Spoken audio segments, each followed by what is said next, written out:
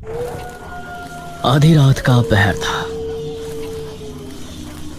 चारों तरफ घना जंगल। एक लड़की डरी सहमी सी अंधेरे के बीच खड़ी थी। ये मैं कहाँ आ गई? क्या मैं सही जगह हूँ? वो इधर उधर देख रही थी, लेकिन घने जंगल के अलावा कुछ भी नजर नहीं आ रहा था। तभी उसे एक आवाज सुनाई दी। यह आवाज सुनकर वो अचानक से डर गई और झाड़ियों के बीच जा छिपी। उसने देखा कि 4 आदमी कंधे पर एक ताबूत उठाए आगे बढ़ रहे हैं और उन्हें पहचानते ही वो बेहद डर गई। हे काली दुनिया की देवी, मुझे बचा लीजिए। वो चारों उस लड़की के जितना करीब आ रहे थे, उसके दिल में खौफ और भी ज्यादा बढ़ता जा रहा था। वो उस तक पहुंचने ही वाले थे, तभी अचानक उसे झटका लगा। अरे उठ दमयंती बेटी, क्या हो गया तुझे?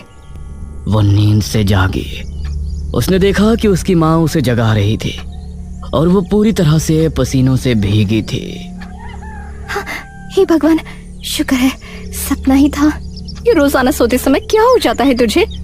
पता नहीं माँ, क्यों रोज रोज एक ही सपना आता है, पता नहीं क्यों। दमयंती बिस्तर से उठी और फिर उसने अपने माँ बाप के साथ नाश्ता किया।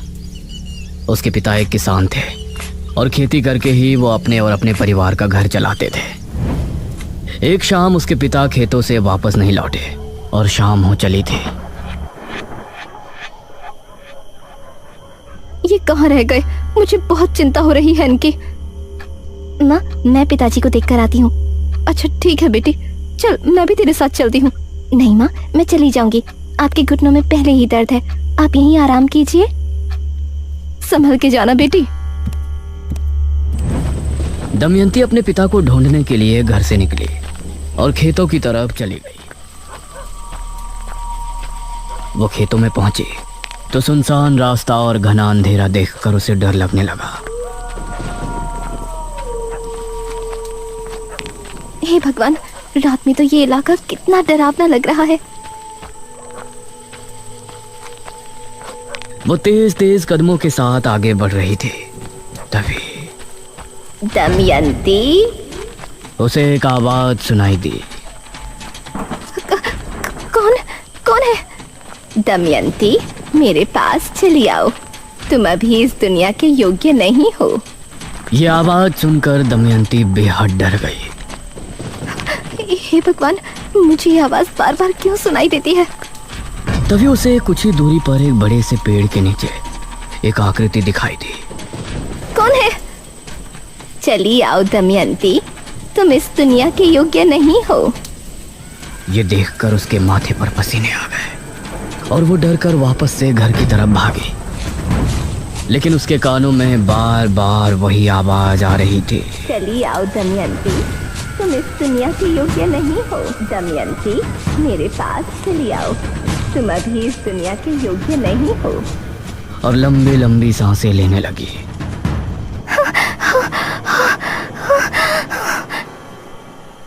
अरे दमयंती बेटा, क्या हुआ? माँ, माँ। दमयंती अपनी माँ से लिपट गई। तभी उसके पिता बोले, बस नाटक शुरू। क्यों गई थी तू खेतों में, बता मुझे। पिताजी, मैं तो आपको देखने गई थी। तू चुप कर, पता है मुझे तुझे बस बाहर जाने का बहाना चाहिए। गई होगी अपने किसी प्रेमी से मिलने। नहीं जी, ये आपको ही देखने गई थी। ये आप क्या कह रहे हैं? तो चुप कर, तूने ही पैदा किया है इसको। अगर बेटा पैदा करती तो मेरा काम में हाथ बटाता, इसकी तरह मुसीबत नहीं पैदा करता। दमयंती अपने पिता के स्वभाव से बहुत दुखी थी। दिन में बाप के ताने और रात में उसे रोजाना वही सपना आता था, जिसमें 4 लोग कंधे पर ताबूत उठाए घूम रहे होते थे। दिन और रात उसे कभी सुकून नहीं था। उसी समय गांव में भी अजीब सी घटनाएं घटने लगी थी। एक आदमी मोहन नगर से घर को लौट रहा था। आज तो कितने दिनों बाद बीवी से मिलूंगा, आज की रात बहुत खूबसूरत होगी।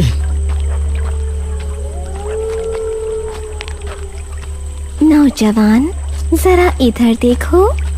यह आवाज सुनते ही मोहन ने पीछे पलटकर देखा। उसने पाया कि पीछे भड़कीले कपड़े पहने एक लड़की खड़ी है। गोरा मखमली बदन, काले घने बाल वो कोई अप्सरा लग रही थी। उसके चेहरे पर नकाब लगा था। इसके बावजूद उसकी नीली आंखें मोहन के दिल पर किसी तेज खंजर से ही गहरा हमला कर रही थी। कौन हो तुम? मेरे करीब आओ मोहन, अपनी पत्नी को भूल जाओगे। ये सुनकर मोहन के चेहरे पर मुस्कान छलक आई और वो भागकर झट से उस लड़की के गले लग गया। वो उसकी कोमल कमर पर हाथ फेर रहा था।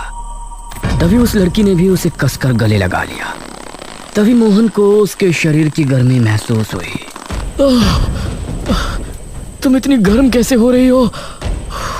ये कहते हुए वो उससे अलग हुआ तो अब उस लड़की की आंखें लाल चमक रही थी। ये देखकर मोहन का दिल दहल उठा और उसकी चीख जंगल में गूंज कर रह गई।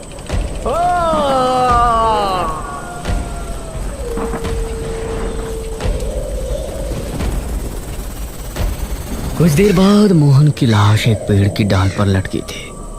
उसका शरीर पूरी तरह से पीला पड़ा था। गांव के लोग इन घटनाओं से परेशान थे और दमयंती के साथ अभी भी उसके पिता की तरफ से बुरा व्यवहार चल रहा था। इसी तरह उसकी उम्र 25 साल हो गई थी और अब उसकी माँ को उसके विवाह की चिंता होने लगी थी।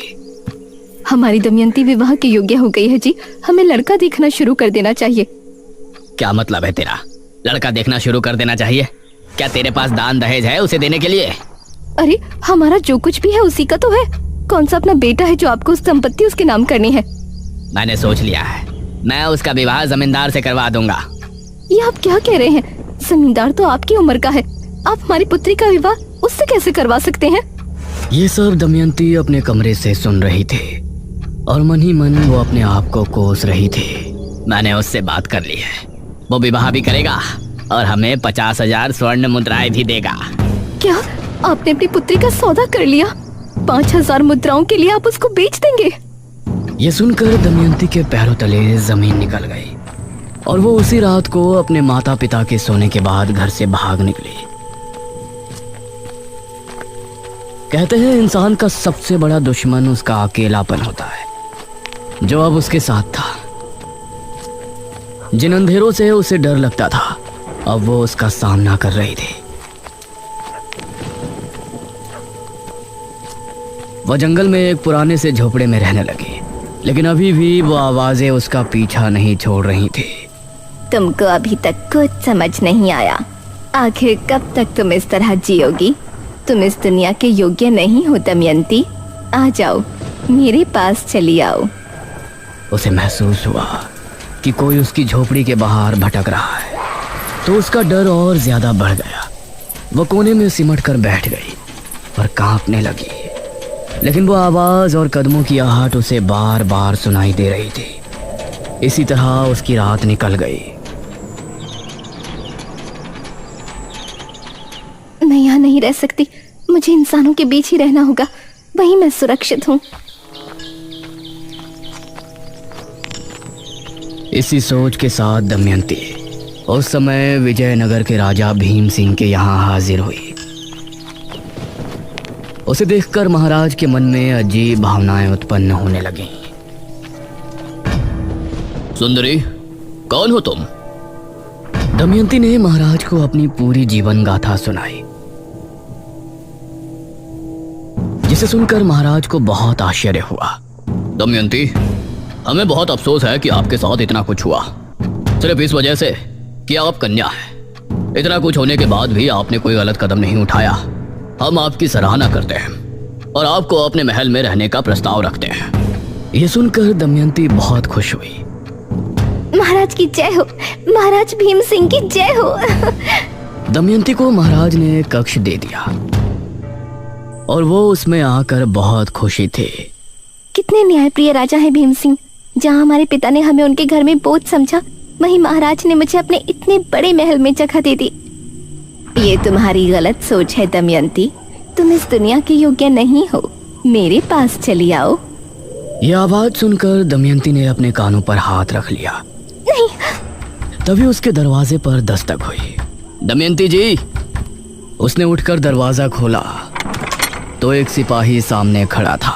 दमयंती, तुमको महाराज ने बुलाया है। क्या महाराज ने हमें बुलाया है? इतनी रात में? जी जल्दी चलिए वरना वो क्रोधित हो जाएंगे।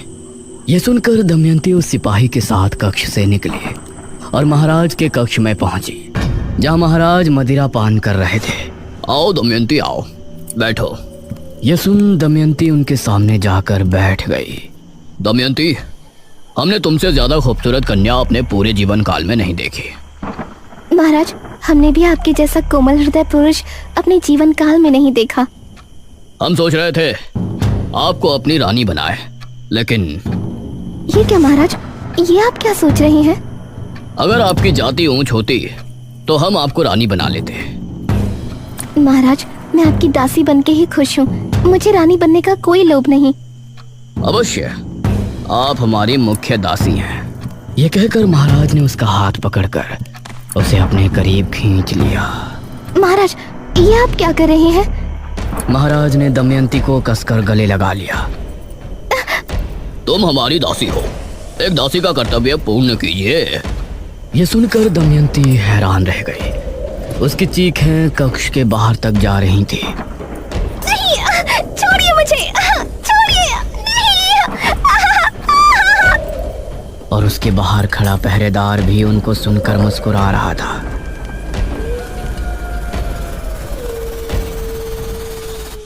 आधी रात के समय महाराज को नींद आ गई, लेकिन दमयंती वहीं पड़ी रो रही थी।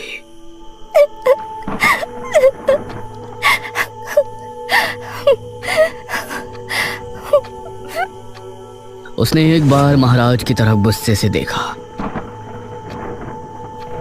और फिर बाहर निकली। उस समय बाहर खड़ा पहरेदार भी सो गया था।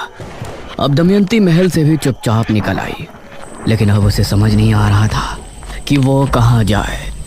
वो आंसू बहाती हुई सुनसान रास्ते से आगे बढ़ रही थी। तभी उसे कुछ याद आया। सही थी तुम, मैं इस दुनिया के योग्य नहीं हूँ, कोई मुझे कुछ नहीं समझता, मुझे तुम्हारी जरूरत है। मुझे पता था कि तुम एक दिन मेरी पुकार जरूर सुनोगे। हाँ, अब मुझे समझ आ गया है, लेकिन अब तुमको भी मेरे सामने आना होगा। कहाँ हो तुम? जहाँ तुम हो उससे दक्षिण दिशा में कुछ कदम की दूरी पर, शमशान भूमि से 2 कोस दूर, मैं तुम्हारा इंतजार कर रही हूँ। दमयंती दक्षिण दिशा में रवाना हुई।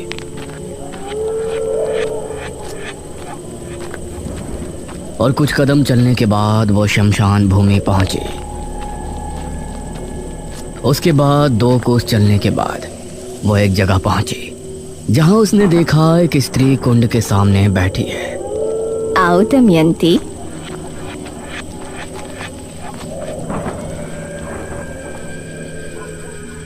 कहिए, आप मुझे कैसे जानती हैं? आपकी आवाज मुझ तक कैसे पहुंचती थी? वो सब मेरी शक्तियों का असर था। मैं एक सिद्ध तांत्रिका हूँ, मुझे तुम्हारी जरूरत है और तुमको मेरी। बहुत कम लोग ऐसे होते हैं जो भगवान के खेल को समझते हैं, जो हमेशा हम मनुष्य को परेशानी में डालता है, भूखमरी लाता है, भूकंप लाता है, कभी मनुष्यों द्वारा तो कभी सीधे तौर पर हमें परेशानियां, दुख दर्द देता रहता है, लेकिन फिर भी लोग उसकी पूजा उपासना करते हैं। लेकिन मुझे पता था कि तुम एक दिन उसकी चालाकी समझ जाओगे और मेरे पास जरूर आओगे। हाँ, मुझे नफरत है इंसानों से, मुझे हर एक मर्द से नफरत है।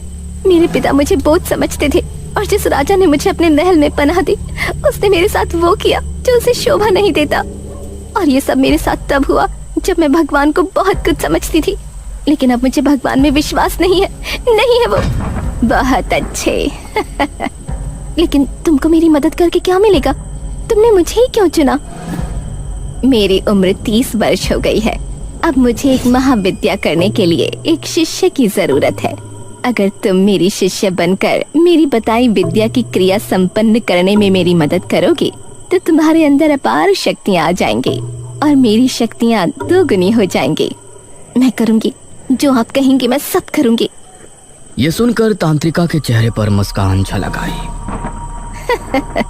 जा, मेरी उस कुटिया में जा और जो वस्त्र वहाँ रखे हैं उन्हें धारण करके आ। उसके कहने पर दमयंती उसकी कुटिया में गई और कुछ देर बाद बाहर निकली। उसके द्वारा दिए गए कपड़े काफी भड़कीले थे। शैतान को खुश करना है तो ऐसे वस्त्र धारण करना स्वाभाविक है। हैरान ना हो, अपनी आंखें बंद कर लो। दमयंती ने अपनी आंखें बंद कर ली और फिर तांत्रिका ने महामंत्रों का जाप शुरू किया। वो कई बड़े बड़े मंत्रों को पढ़ती और उनके पूरा होते ही दमयंती के शरीर पर अभिमंत्रित जल डालते। सर्दी के मौसम में ठंडा पानी दमयंती के कोमल दमकते शरीर पर पड़ता तो वो सिहर उठती, लेकिन वो अपनी जगह पर आंखें बंद किए बैठी थी। इसी तरह 3 रातों तक उस तांत्रिका ने दमयंती का जल नहान किया और फिर उसने दमयंती को एक बड़ा सा पत्र दिया। इस मंत्र को याद कर लो। मंत्र बड़ा है लेकिन इसको तुम्हें पूरा याद करना है। दमयंती मंत्र को याद करने में लग गई। वह पूरे दिन उस पत्र को लेकर बैठी रहती और करीब 4 दिनों में जाकर तंत्रिका, अब मुझे वो मंत्र पूरा याद हो गया है। बहुत अच्छे। ये कहकर तांत्रिका ने दमयंती के सामने एक मटका रखा और बोली, आज से तुमको मध्य रात्रि से लेकर सुबह होने तक वही मंत्र पढ़ना है और हर मंत्र के पूर्ण हो जाने पर इस मटकी के पानी में फूंकना है। जी, जैसा आप बोले। ये कहकर दमयंती वो क्रिया करने में लग गई।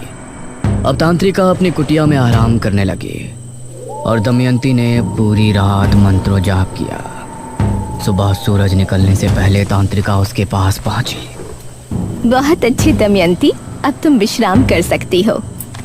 ये सुनकर दमयंती खड़ी हुई और फिर कुटिया में चली गई और वो तांत्रिका उस मटकी को लेकर घने जंगल की तरफ चली गई। ये तांत्रिका कहाँ चली गई?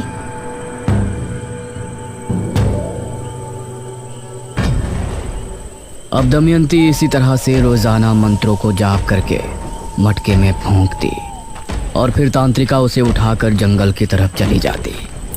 और ये देखकर न जाने क्यों दमयंती के दिल में सवाल उठ रहे थे। ये तांत्रिका आखिर रोजाना जाती कहाँ है? एक दिन दमयंती चुपचाप तांत्रिका के पीछे चली गई। तांत्रिका बहुत ही घने जंगल में जा रही थी, जहां जाते समय दमयंती को भी डर लग रहा था।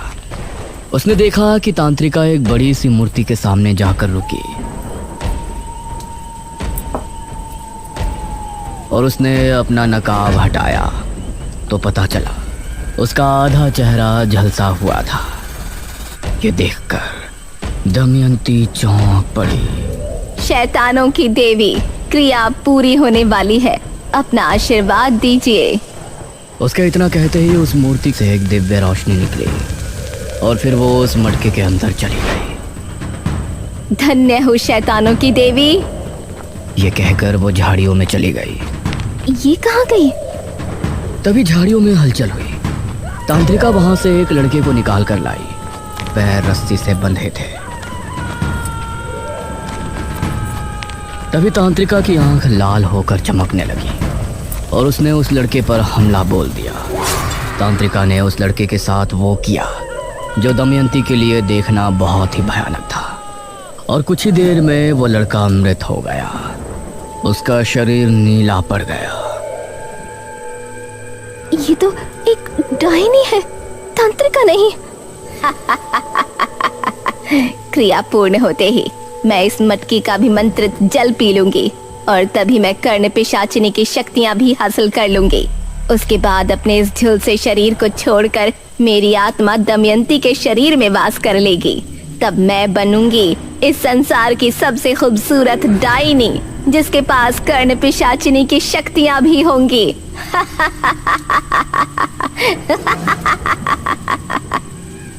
ये सुनकर दमयंती के पैरों तले जमीन निकल गई। वो वहां से भागी और चुपचाप आकर अपनी जगह पर लेट गई।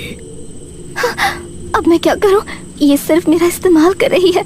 ये मुझसे क्रिया करवा रही है जिससे ये किसी कर्ण पिशाचिनी की शक्तियां हासिल कर लेगी और मेरे शरीर में वास कर लेगी। इसका मतलब मैं मर जाऊंगी। दमयंती को अब बहुत ही बुरा लग रहा था, लेकिन इस बार उसने इस मुसीबत से निकलने का एक हल खोज लिया था।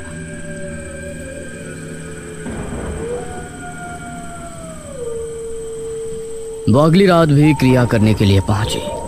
आज की क्रिया पूर्ण होते ही तुम्हारे अंदर अपार शक्तियाँ आ जाएंगी और मुझे हासिल होंगी कर्ण पिशाचिनी की शक्तियाँ। आज की रात भी उतनी ही लगन से क्रिया करना दमयंती। ये कर्ण पिशाचिनी कौन होती है? कर्ण पिशाचिनी में वो शक्ति होती है कि वो सामने मौजूद इंसान के मन की बात सुन सकती है और किसी इंसान को देखकर उसका भूतकाल भी जान सकती है। यह सुनकर दमयंती ने कुछ सोचा और फिर क्रिया करने बैठ गई, जो कि आखिरी रात थी।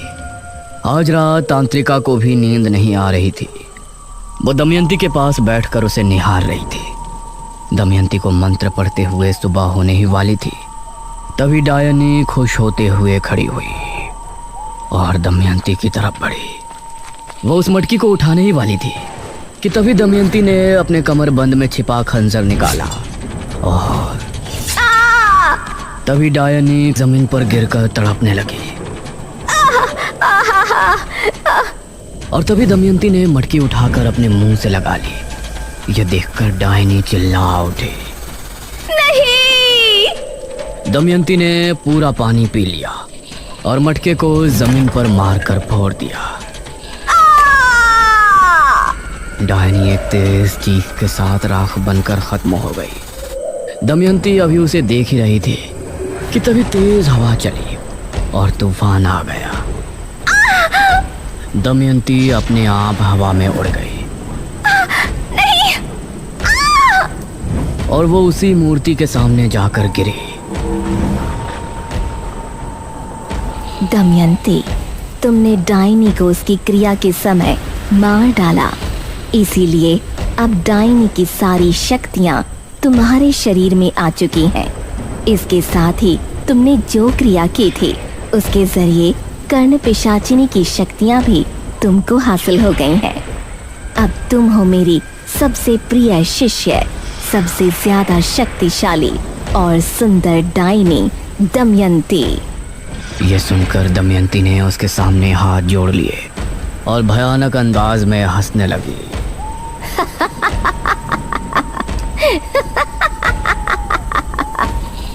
दमयंती के साथ आगे क्या होगा और उसका निशिर-मुलो के साथ क्या संबंध है, ये जानने के लिए बने रहिए ताबूत के अगले भाग में भी।